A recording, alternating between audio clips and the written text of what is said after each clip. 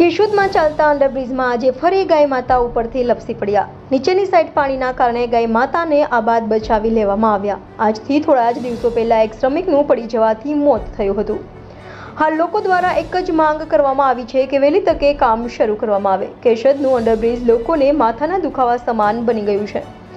અંદાજિત 2.5 વર્ષથી ચાલતું કામ ક્યારે પૂર્ણ થશે એની લોકો કાગડોળે રાહ જોઈ રહ્યા છે। આ બ્રિજ શરૂ થયા પહેલા જ ગોઝારું સાબિત થયું, હજી શરૂ થશે ત્યાં શું થશે? એક વ્યક્તિનો જીવ લેવાયો, હજી કેટલાય લોકોના જીવ લેવાશે એ તો સમય જ બતાવશે। Reporter Jagdish Yadav, India 24 news, Junagadh.